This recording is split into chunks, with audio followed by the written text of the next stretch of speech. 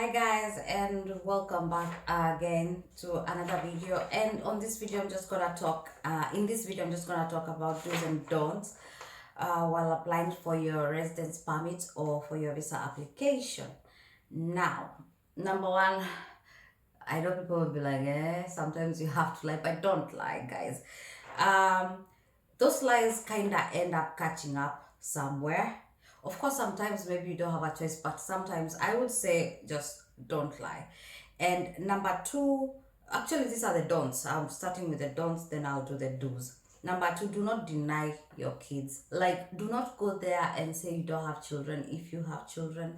And a lot of people have made that mistake because they assume just because you're coming to Finland maybe for studies, if you do indicate that you have children, you'll be denied your chance to come and study. But Finnish people are not like that. They do not care if you have kids or if you don't have kids.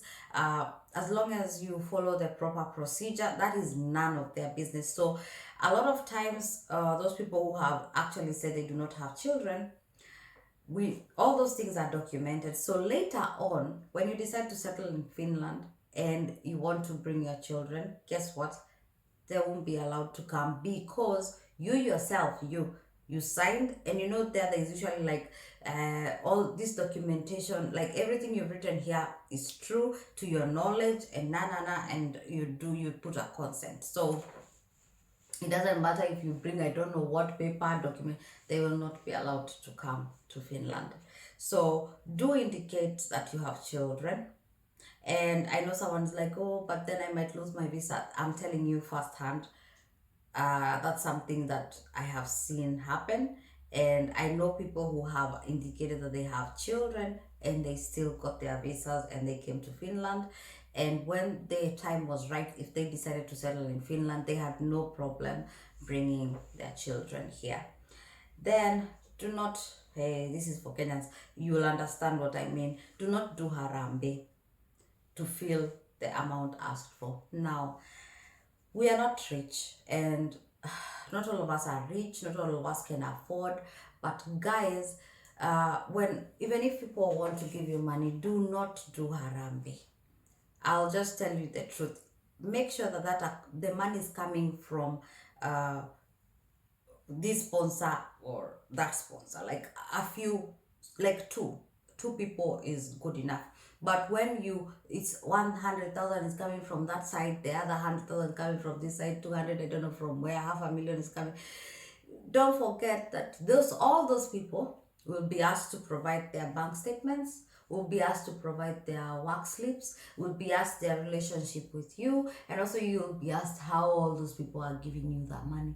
That means that you do not have sufficient funds to live and study in Finland. Now, you'll be like, how do I know? I got my first visa denied because that's what happened. I got money from so many people, and then I went there. I had the money that they asked, but then they were like, well, we need proof of this money. Who is this person to you? And let them give you your bank statement and bank slip. And don't forget, a lot of people are willing to give you like 100,000, but a lot of people are not willing to share their bank details and all those things. So I'll not lie to you. When I tried to, oh, could you give me your bank statement? I really need to share. A lot of people denied. They didn't want their information known. Maybe they think I'll rob them, or I'm just kidding. But people just want to be private like that. So yeah, and then do your application. Do not do your application in a hurry.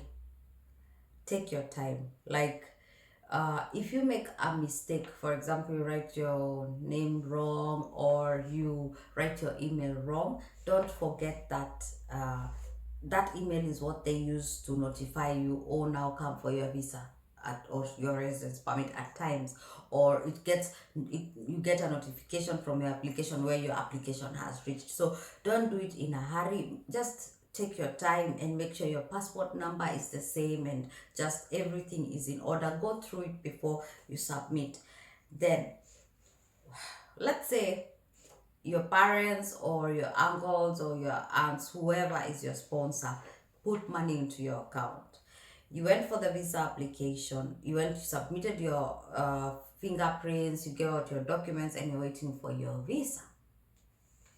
do not, and this is, I'll underline it in red, do not touch that money that is in your account.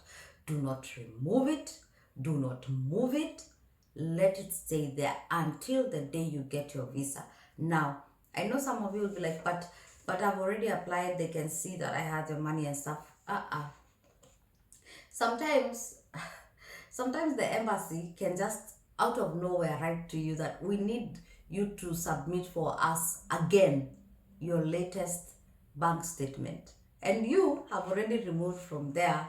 Let's say if you already had the 2M and it's exactly what is needed, you've removed 500,000 because maybe the person who sponsored you, I don't know, maybe you needed to return money, or maybe that's it. The minute they see that that money has been moved, even if it's for legit reasons, because let's be frank, once you get the visa, you need to remove the money from your account because you do not have a Finnish account. So you need to remove the money and carry it and bring it here, or someone sends it, I don't know. So it's common sense, of course, you remove, but before you get your visa, do not touch that money. I cannot emphasize that enough. Do not touch that money. Now, the do's. Guys, I know sometimes some of us are like, no, it's easy, I'll just put these papers, if like quickly and just send them there. Your application will take a long time. Number two, if you have done an online application, it is easy to know, okay, where your application is at. Sometimes even you can predict what number among all the numbers of application that your application is. So I would advise you to do an online application.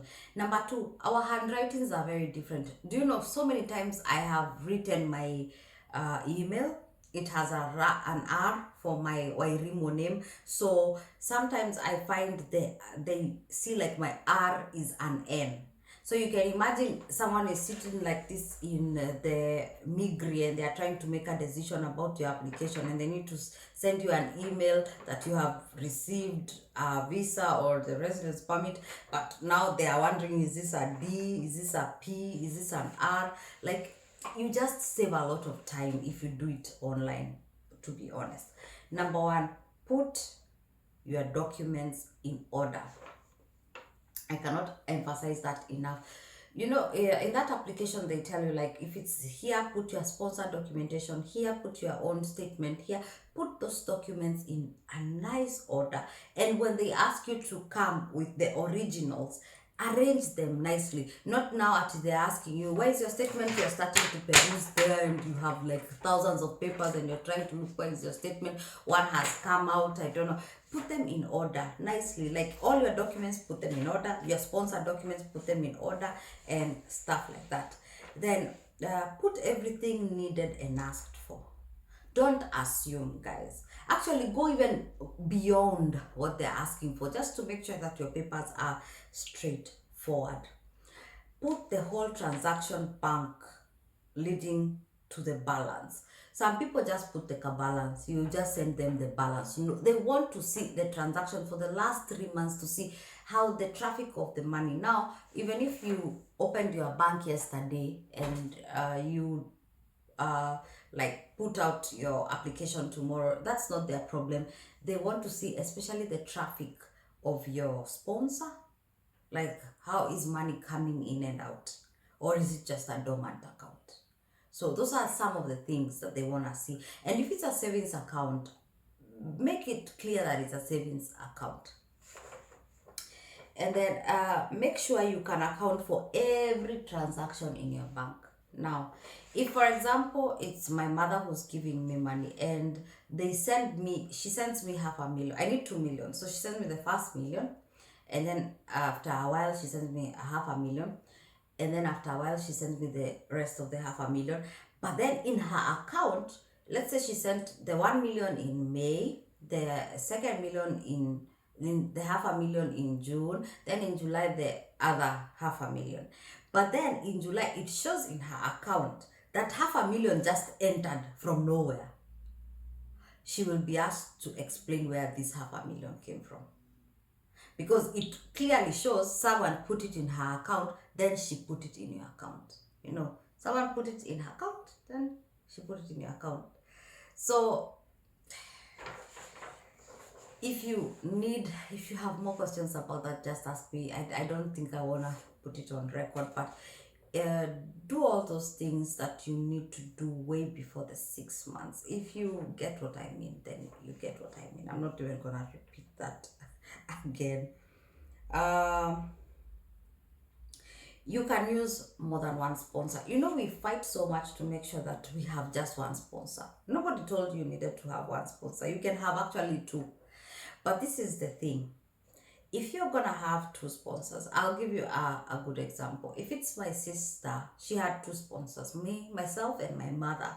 Because my God, it's 9,000 euros, over 9,000 euros for her school fee. And I don't know another, like, I don't know how much and then the 6,700 per year.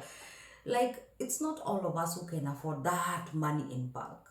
But then if we are two, then it's easier.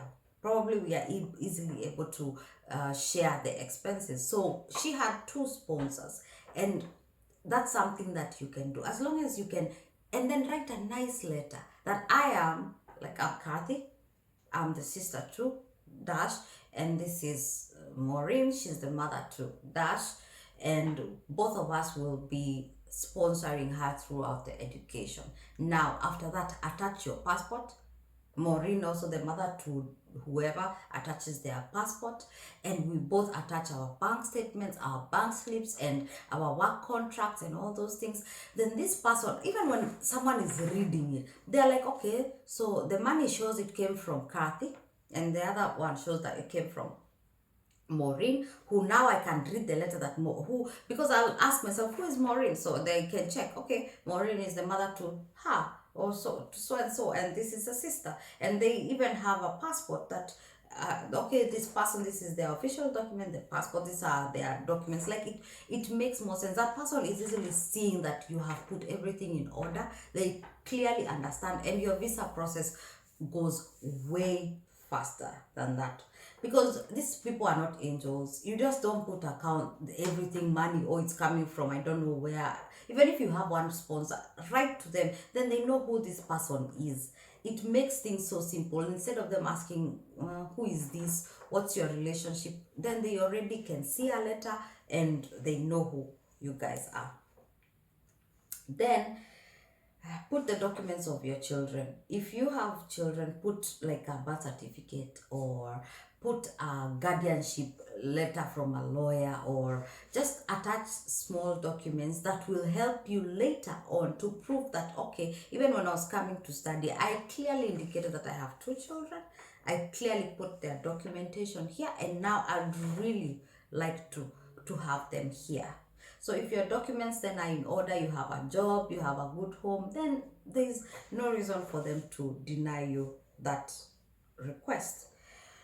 And then remember, like I said, if you're selling something, put those, they don't mind even if you sold land. That's okay. They understand you cannot all be rich, that you are getting I don't know how many millions of Kenya shillings as a salary, but you could have sold a land for 6 million. 6 million is enough for this person to study in Finland. Show those documentations, how the sale agreement, the lawyer, all those lawyer papers, and the transaction of the money getting into that account. Even if it got into that account 3-4 years ago, bring the statements from when the money got into that account.